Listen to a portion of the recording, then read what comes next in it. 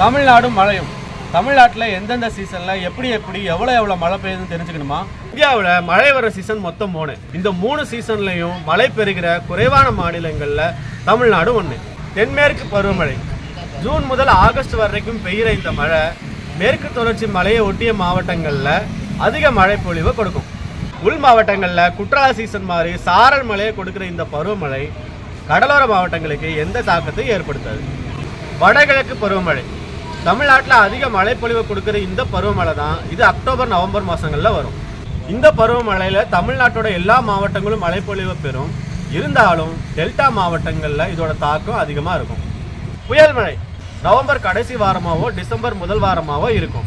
புயல் மழையோட தாக்கம் அதிகமாக இருக்கிறது கடலோர மாவட்டங்கள் தான். உள் மாவட்டங்களும் மலையடிவார மாவட்டங்களுக்கும் அதோட தாக்கம் குறைவாக இருக்கும்.